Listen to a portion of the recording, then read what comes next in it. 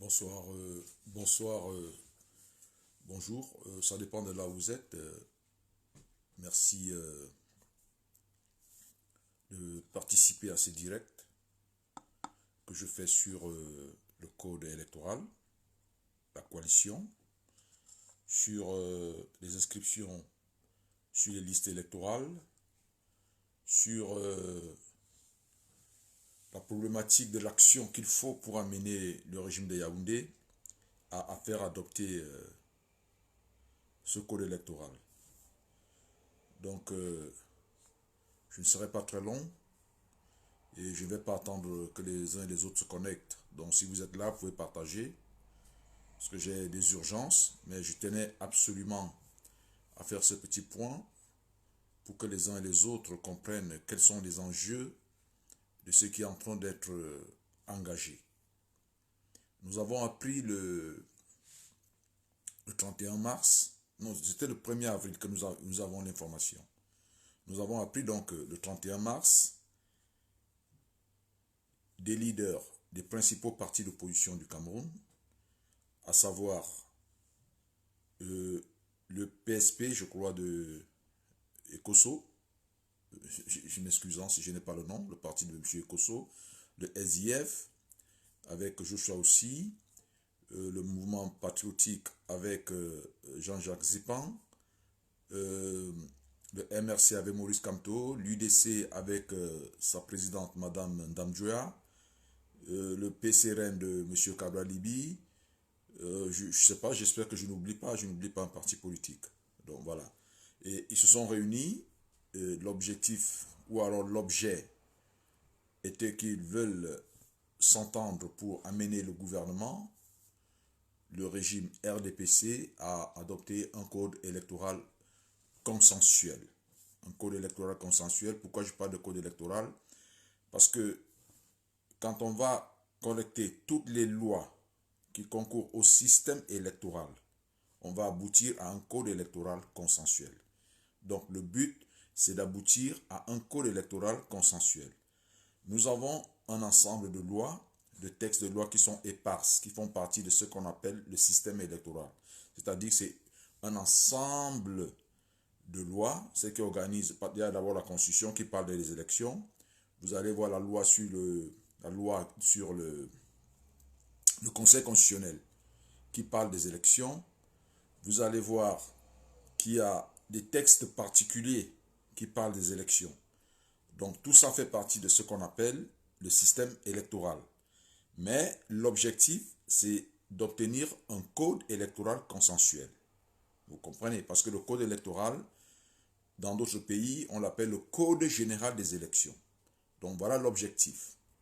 C'est ça l'objectif. Donc, à l'issue de cette réunion, il y a un communiqué qui avait été signé par les participants, donc ces leaders, ces chefs de parti, et qui invitait donc les Camerounais à apporter leur contribution technique, leur contribution technique pour la réalisation, la confection d'un document qui sera porté aux députés, qui sera porté plus tard aux députés, et certainement pour leur demander de faire une proposition de loi. Bon, j'avoue, et vous aussi certainement, que rien n'est sûr dans la mesure où les partis de l'opposition qui sont représentés à l'Assemblée nationale ou alors au Sénat sont extrêmement minoritaires, extrêmement largement minoritaires. Donc on ne peut pas espérer qu'il y aura une proposition de loi au niveau de l'Assemblée nationale ou du Sénat qui permettrait de faire adopter ou d'analyser le projet de code général des élections ou code électoral. Nous ne sommes pas sûrs, c'est pas évident. C'est même un peu une utopie. Donc, mais vous avez constaté aussi comme moi que les Camerounais ont accueilli cette rencontre avec beaucoup d'engouement. Les Camerounais ont accueilli cette rencontre avec beaucoup d'engouement. Ils sont tellement confiants que quelque chose est en train de se passer. Même dans les rangs du RDPC. On a vu des leaders, des députés, s'il vous plaît, qui ont pris position pour cette initiative-là, pour ce code électoral qui doit être reformé. C'était une très bonne chose. C'était une bonne chose et c'était un très bon signe. Mais nous savons très bien que ces députés peuvent penser, quand ils sont seuls, ou dans leur coin, ou dans leur salon, ou quand vous avez des discussions de couloir avec eux, ils peuvent penser des bonnes choses, mais la discipline de groupe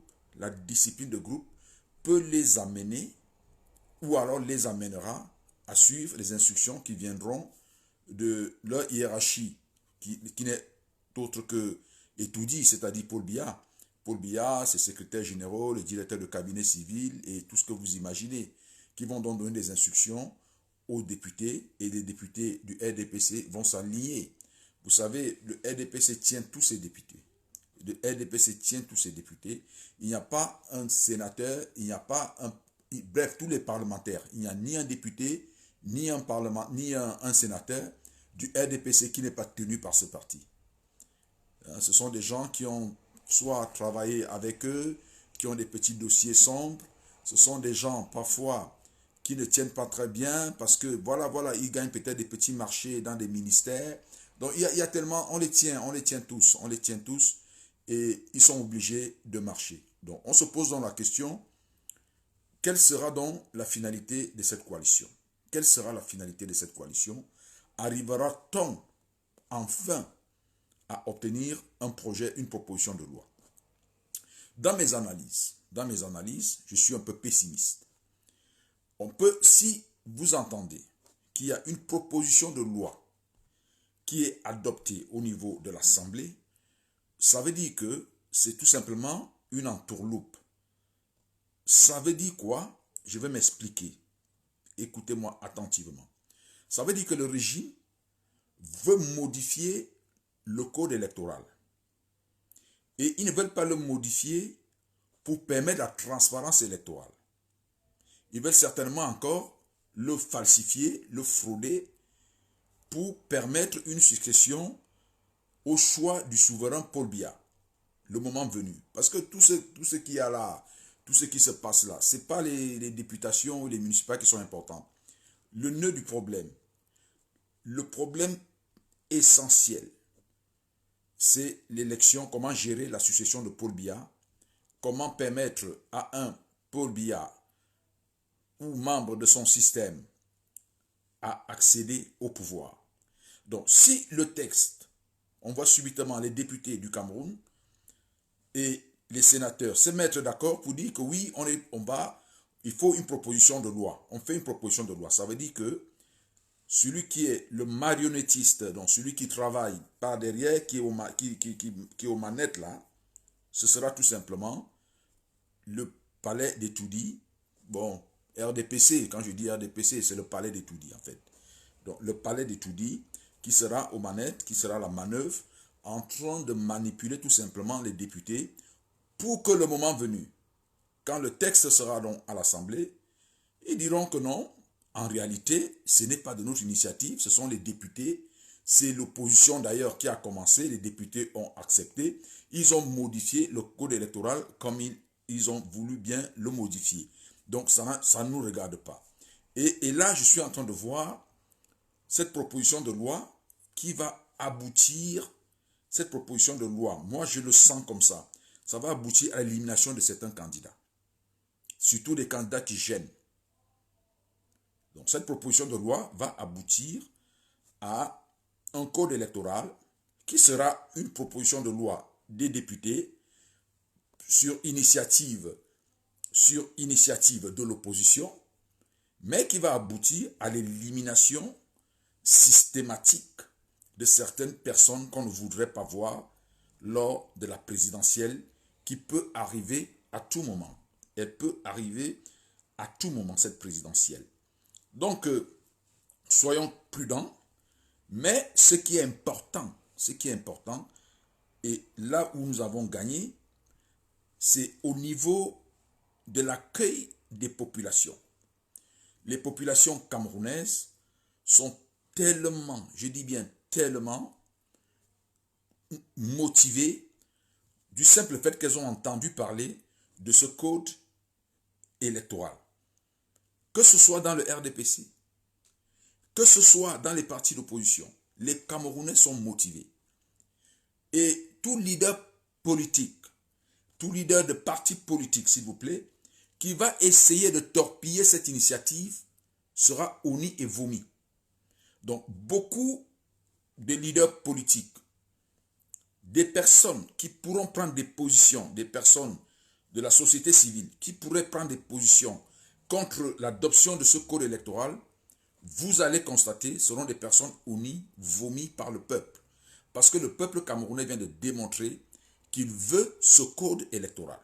Nous voulons ce code électoral. Ça se ressent, ça se parle. C'est pour ça que quand ils sont réunis, quand on a dit aux Camerounais qu'ils sont réunis pour le code électoral, il y a eu de la calmie, de la joie, de la paix, de l'apaisement. Les Camerounais veulent effectivement choisir eux-mêmes le futur président. Je ne parle pas des autres élections. Parce que ces autres élections-là, les autres élections-là, ce n'est que la suite logique de l'élection présidentielle.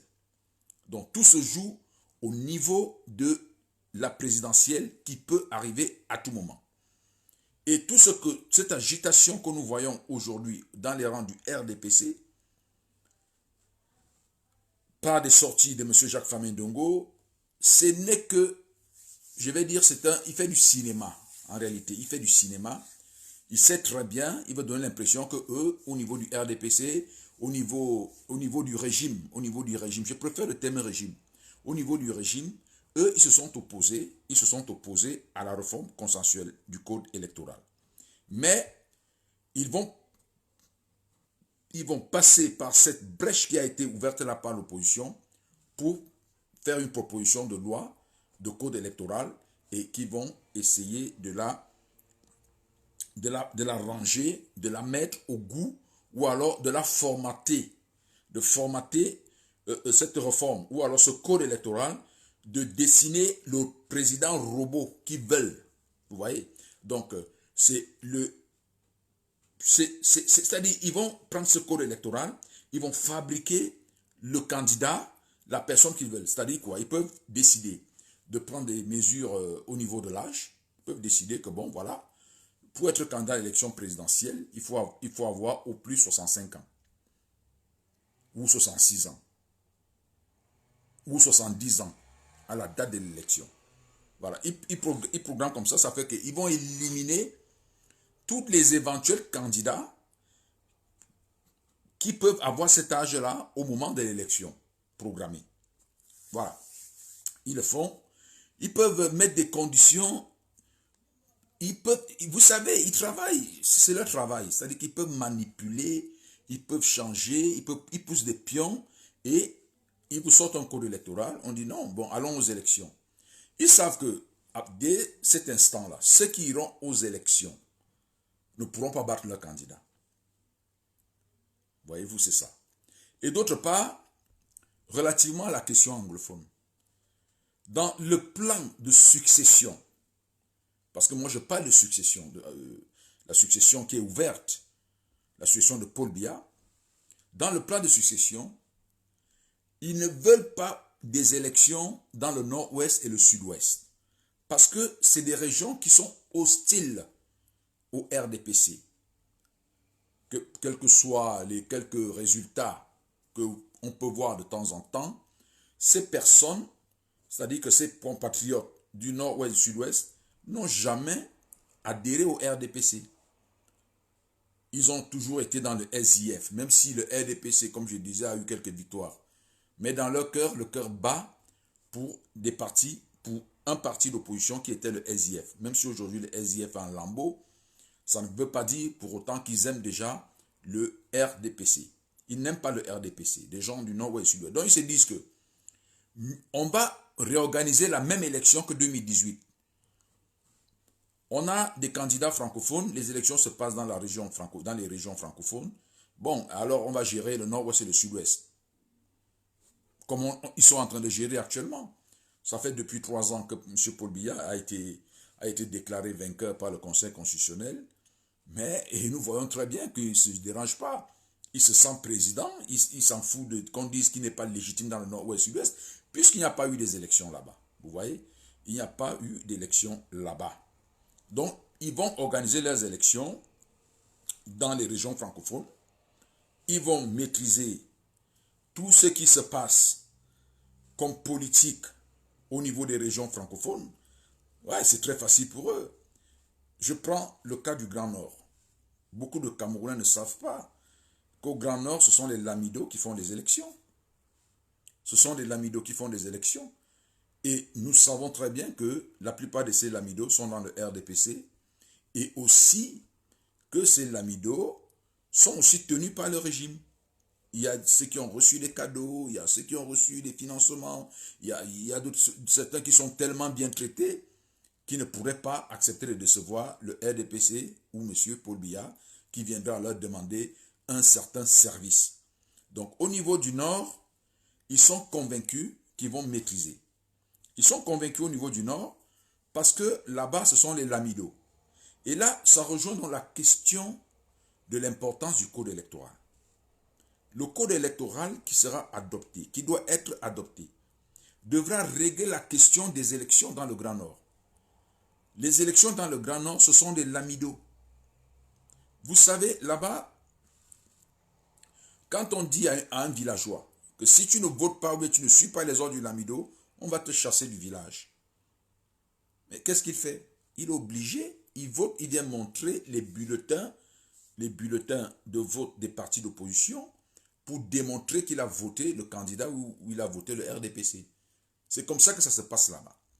Donc le RDPC a compris que s'il maîtrise le Nord avec le système que je viens de décrire, le système des Lamidos, qui sont incontournables, même au temps des Français, Amadou Ahidjo, pour gagner des élections dans le Nord, a travaillé avec des Lamidos. Les Français sont allés voir les Lamidos ont donné des instructions à leur population et il a été élu. Son parti était le parti majoritaire dans le Grand Nord. Donc tout cela se joue là-bas. Donc le code électoral va donc permettre de bloquer, si nous négocions, c'est-à-dire de bloquer le système de gestion des élections par les Lamidos dans le Grand Nord. Et comment cela peut-il se faire? Ça peut se faire par la voie du bulletin unique. Vous voyez, le bulletin unique, c'est quoi? Je vais expliquer pour ceux qui ne savent pas ce que c'est. C'est un bulletin, disons, regardez ce papier. Alors, je vais dessiner pour vous montrer exactement. Je vais dessiner pour vous montrer exactement ce que c'est. Parce que je vais vraiment calmement pour que vous compreniez. Hein. Pour que vous compreniez très bien. Voilà. Vous avez vu? Voici les candidats. On met tous les noms, les photos de candidats sur un même papier. Et on met une case à côté. Si vous voulez voter le candidat Timban, le candidat Frundi, le candidat tel, le candidat Mougou, le candidat Zang, vous voulez voter un des candidats. Vous cochez juste la case de ce candidat. Vous voyez? Et quand vous sortez, vous prenez ce bulletin, vous le mettez dans l'urne. Donc quand vous sortez, vous n'avez aucun document. Vous voyez que le Lamido ne peut pas contrôler les votes de ces populations à partir de là. Est-ce que vous comprenez très bien? C'est-à-dire qu'avec le bulletin unique, je dis bien le bulletin unique, le Lamido ne peut pas contrôler le vote de ces populations. Il faut donc ce bulletin unique. C'est la condition pour contrôler le vote dans le Grand Nord. Tout se joue là-dessus. Parce que si vous ne le faites pas, les Lamidos vont demander aux villageois de ramener chacun les bulletins de l'opposition. Parce que ce qui se passe d'habitude, c'est quoi? C'est que quand vous avez voté, peut-être, prenons cet exemple. Vous avez deux candidats.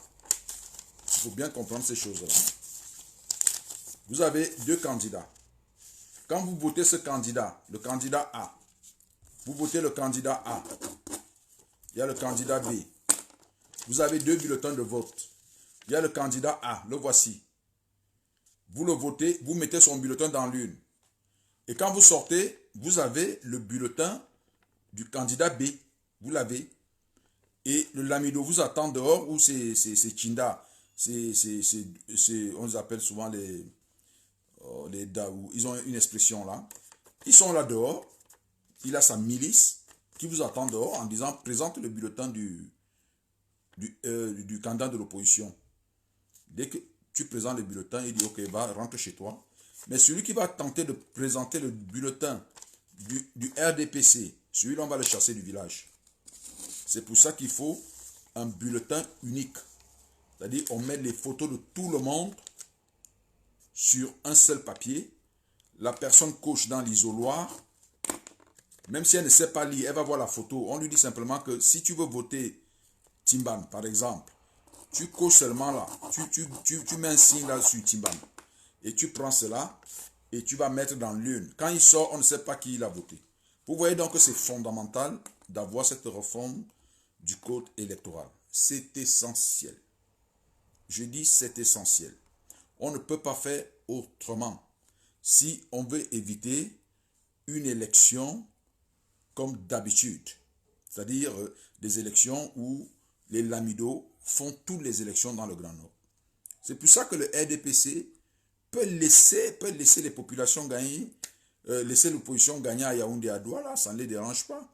Parce qu'au Grand Nord, ils vont ramener le plus grand nombre d'électeurs, de votants en leur faveur, et ils vont gagner les élections. Et là, ils vont gagner les élections. Donc, quand on nous dit qu'on va surveiller les votes, ou bien qu'on va s'inscrire massivement, alors qu'on ne règle pas la question du bulletin unique, moi je trouve que c'est un discours qui n'est pas cohérent. Ce n'est pas un discours cohérent. Il faut le bulletin unique pour régler la question du Grand Nord. C'est ça, c'est là-bas que ça se joue. Yaoundé Douala. Ils savent exactement quel est le nombre d'électeurs qu'il y a à Yaoundé, il y a à Douala, à Bafoussam et toutes les villes. Ils les maîtrisent. Pourquoi ils les maîtrisent? Parce que pour s'inscrire sur une liste électorale, il faut avoir une carte nationale d'identité ou un récépissé. Et c'est la police qui délivre les récépissés. Tout le monde le sait qu'au Cameroun, la carte nationale d'identité, c'est la police. Le récépissé, c'est la police. Donc, au niveau de la police, puisque la police est un service du gouvernement, ils ont déjà le nombre de cartes d'identité qui a été délivré dans le pays. Ils ont le nombre de cartes d'identité délivrées dans le pays. Ils savent qu'il y a tel nombre de récépissés. Ils savent qu'il y a dans telle région, il y a tel nombre de personnes qui ont des cartes nationales d'identité. Puisqu'on délivre, on vous demande même parfois quelle est l'origine. Vous croyez qu'on met l'origine là pour rien?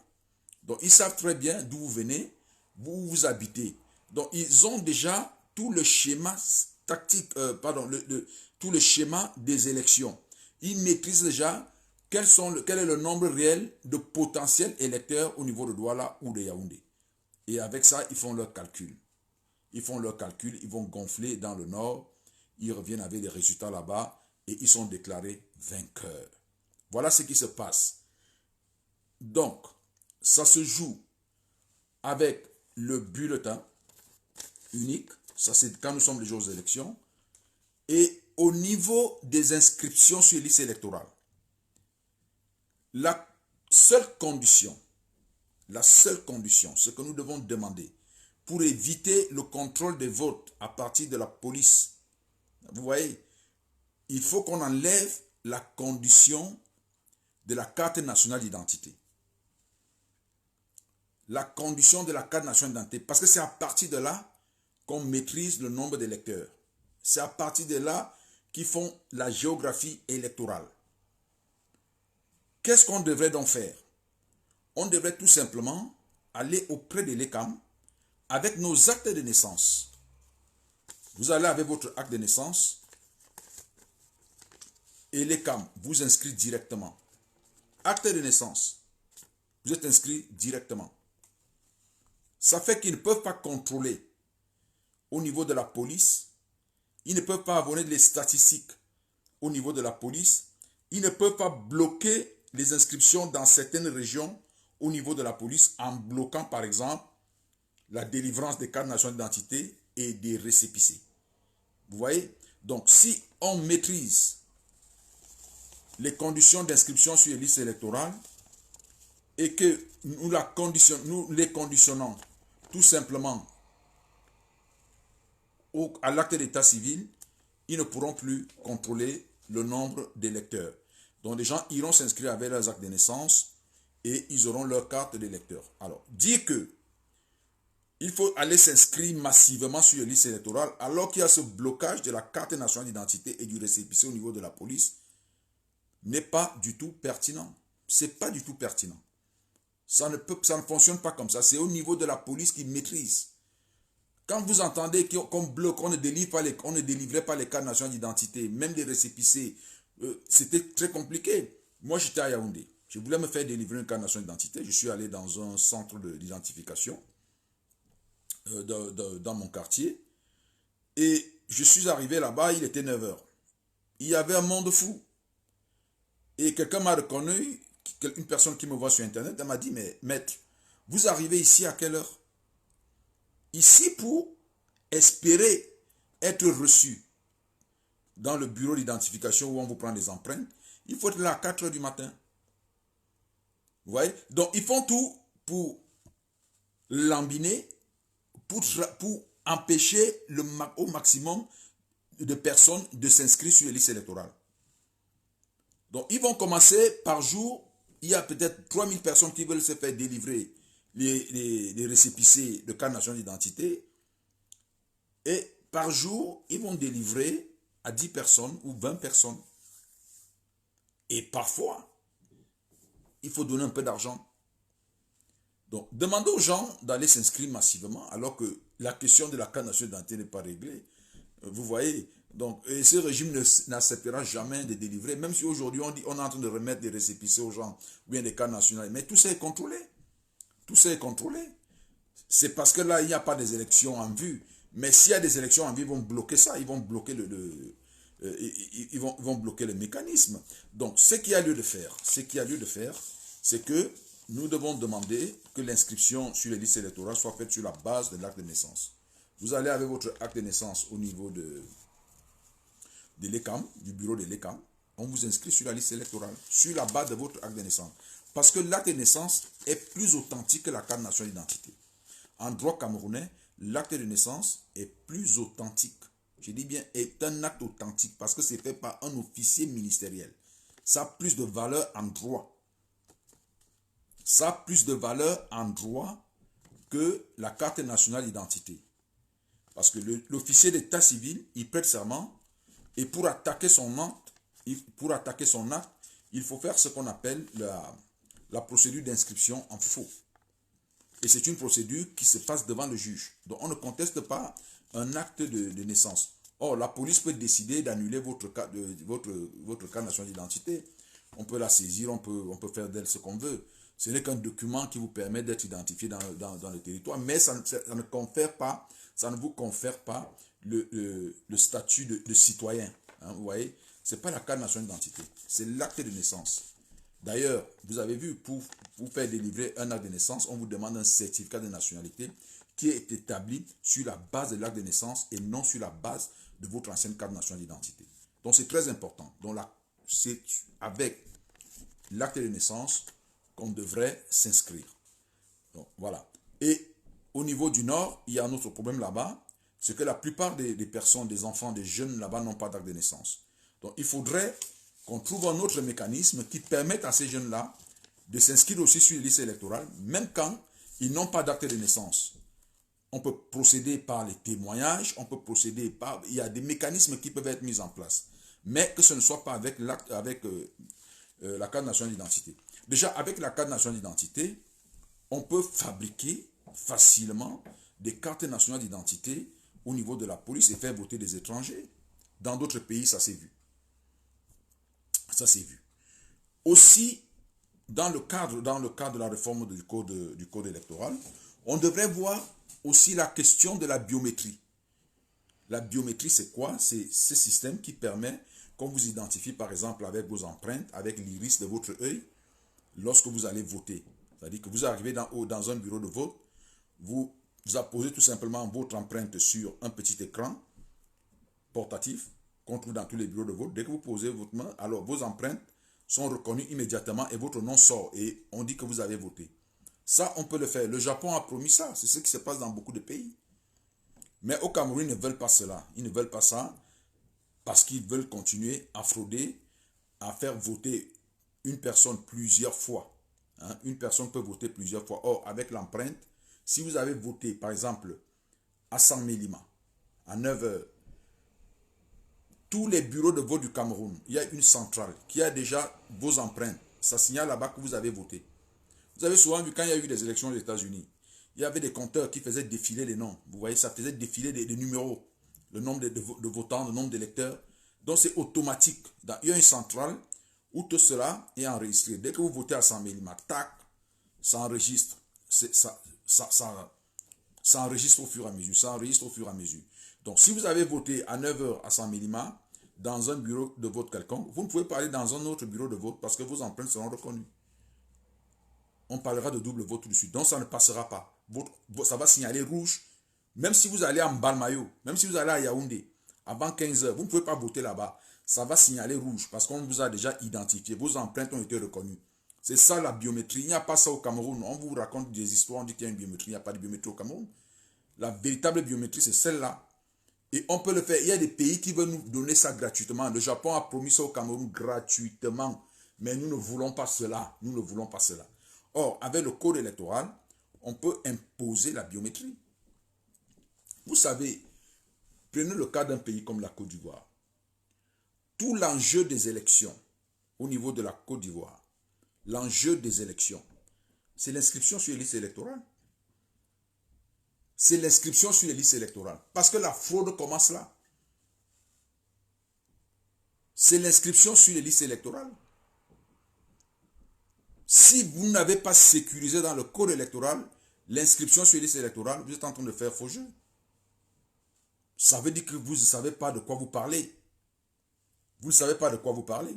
Vous devrez donc veiller à ce que les procédures d'inscription sur les listes électorales soient sécurisées au niveau du code électoral. On ne peut donc pas parler, je dis bien on ne peut pas parler d'inscription sur les listes électorales si le code électoral n'est pas réformé. Parce que l'élection commence lors des inscriptions. C'est là qu'il faut. Aujourd'hui, si on dit que tout le monde peut s'inscrire avec son acte de naissance, vous allez voir, ce sera très facile. Et qu'on a pris vos empreintes, vous ne pouvez plus truquer. Personne ne peut voter à votre place. C'est au niveau des inscriptions. Donc tout se jouera au niveau de l'inscription. Si vous n'avez pas réussi à gérer la question des inscriptions sur le code électoral, ça veut dire qu'il n'y a pas de code électoral au Cameroun. La fraude va continuer. La fraude va continuer. Il y a quelqu'un qui dit que le jour du vote, il y aura des problèmes avec Eneo. Non, il n'y aura pas de problème avec Eneo. On va acheter des groupes électrogènes dans tous les bureaux de vote du Cameroun. 25 000 groupes électrogènes. Même s'il faut doubler cela, il y a des pays qui peuvent nous aider. Ce n'est pas un problème cela. On peut avoir des groupes électrogènes juste pour faire fonctionner ces machines-là. On peut même travailler, on peut même avoir des batteries solaires. Si on n'a pas, on n'a pas de groupe électrogène, on peut acheter des batteries solaires, c'est-à-dire que des batteries qui font juste fonctionner une machine qui ont peut-être comment on appelle ça, une durée de vie, je sais pas, il y a une expression technique là par laquelle on appelle la batterie là, le temps que met une batterie là, il y a une expression là, je l'oublie. Voilà, donc on peut avoir des batteries solaires qui vont permettre donc de gérer ça. Donc il n'y aura pas un problème de néo. Il n'y aura pas un problème. On peut régler ça. C'est possible. Tout cela est possible. Et aussi, on doit mettre dans le code électoral que les populations des villages ne doivent pas se déplacer pour aller en ville, s'inscrire sur les listes électorales. Parce que ce qui se passe, c'est quoi? C'est que l'élite RDPC qui est dans un coin, dans un village, elle a la possibilité de prendre les noms de tous ces villageois, d'amener ça en ville et d'aller les obtenir des cartes d'électeurs. Pendant que l'opposition ne peut même pas contrôler qui est inscrit. Vous voyez? Donc, on dit qu'il faut qu'il y ait une sorte d'audience foraine, c'est-à-dire des descentes foraines. C'est-à-dire que des membres de l'ECAM vont vers les villages. Aucun villageois ne vient. Prenez par exemple, dans la région du Nord, J'ai suivi un documentaire dernièrement, c'était à Kousséri, il y a des personnes qui habitent certains villages dans le Logo Nechari, pour arriver à Kousséri, qui doivent payer 15 000 francs de moto, 15 000 de moto. Mais vous voyez un villageois qui va payer 15 000 de moto pour aller se faire inscrire sur une liste électorale ou pour aller obtenir une carte nationale d'identité, ce n'est pas possible. Ce ne sera pas possible. Donc, on va introduire dans cette réforme, dans le code électoral, que les représentants de l'ECAM iront dans les villages inscrire des jeunes, inscrire des personnes en âge de voter sur présentation de leur acte de naissance ou alors des témoignages des villageois. C'est-à-dire qu'on voit un jeune, il y a 5 personnes qui sont déjà inscrites sur les électorats qui témoignent qu'effectivement c'est un jeune de ce village. Il est né, voici son père, voici sa mère, voilà, voilà, voilà. S'il n'a pas d'acte de naissance, sur la base des témoignages, et ces personnes-là prêtent serment, si elles racontent des faux, elles peuvent être poursuivies. Donc on doit sécuriser l'inscription sur les listes électorales. C'est au niveau du code. On ne peut pas s'inscrire maintenant, on ne peut pas croire qu'on peut inscrire des centaines, des milliers, je ne sais pas, des millions de Camerounais à l'heure actuelle. Parce que le contrôle, tout le blocage est au niveau de la carte nationale d'identité. Ils savent exactement quel est le nombre de Camerounais à qui ils ont délivré des actes de naissance, des cartes nationales d'identité. Donc ils contrôlent à ce niveau-là. Donc voilà sur la problématique qui s'est posée dans cette histoire d'inscription sur les listes électorales. Allez vous inscrire massivement et tout, allez-y, courez, allez-y. Non, non, non, non. Nous avons donc cette problématique-là que nous devons régler. La question de l'inscription, des procédures ou alors des réformes des procédures d'inscription sur le nouveau code électoral. C'est une partie très importante, c'est une partie essentielle, avec la mise en place d'une véritable biométrie. C'est ce que nous devons demander. Et c'est ce que les leaders politiques devraient demander. Nous allons faire des propositions, nous sommes en train de travailler là-dessus. Voilà, espérons qu'ils les prendront en considération. Parce que tout se joue à ce niveau-là. Et il y a une autre problématique qui va se poser. Après avoir adopté donc pas adopté, je vais dire, après que les partis d'opposition qui sont réunis, la coalition, après qu'ils ont donc adopté un projet de code, appelons ça un projet de code version numéro 1,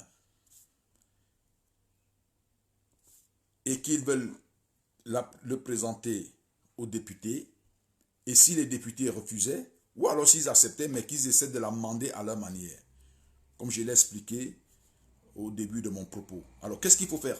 Qu'est-ce qu'il faut faire? La question est là, c'est une question fondamentale. Qu'est-ce qu'on doit faire à ce moment-là?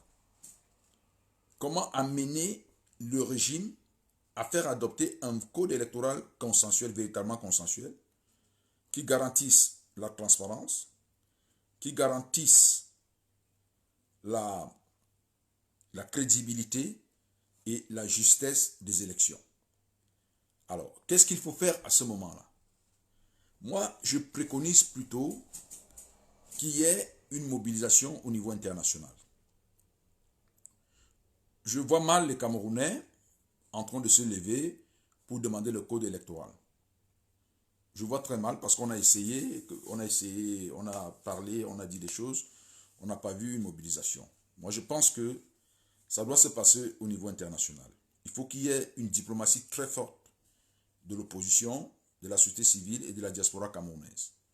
Ce ne sera pas forcément des manifestations, mais je crois que si nous obtenons, nous envoyons les partis politiques en relation avec la société civile, des personnes influentes qui vont partir du Cameroun, rejoindre celle de la diaspora et aussi la société civile, les associations internationales qui travaillent pour les droits politiques, pour la démocratie dans les pays, que nous allions par exemple au niveau de l'ONU, à la haie, par exemple, aller exposer le cas du Cameroun. Nous essayons d'obtenir des rendez-vous aux États-Unis avec le secrétaire d'État américain Blinken, avec comment on l'appelle, avec le gouvernement français, pourquoi pas, au niveau de l'Union européenne, avec Angela Merkel, On fait vraiment, on se déplace, on se déploie en disant que bon voilà, s'il n'y a pas de démocratie au Cameroun, nous, on a bien peur parce que nous allons recourir à des manifestations publiques qui peuvent dégénérer. Alors nous tenons ce discours-là, et comme vous avez des intérêts, ou alors vous avez intérêt à ce qu'il y ait la paix dans le golfe de Guinée, nous vous demandons une seule chose, demandez au régime de Yaoundé de faire adopter un code électoral consensuel. Nous ne demandons pas une faveur, nous ne demandons pas que vous nous mettiez au pouvoir, mais nous voulons participer à des élections libres, crédibles et transparentes. Donc moi je vois, c'est à ce niveau-là que je vois l'affaire. C'est à ce niveau-là que je vois l'affaire. Je ne sais pas, je ne crois pas que les Camerounais vont se lever pour ça. Je ne les décourage pas, mais je ne crois pas beaucoup. Je ne crois pas beaucoup. Je crois que maintenant, il est question de se mobiliser au niveau diplomatique, au niveau international, pour arriver à forcer la main à ces régimes. On ira en Israël, on ira partout.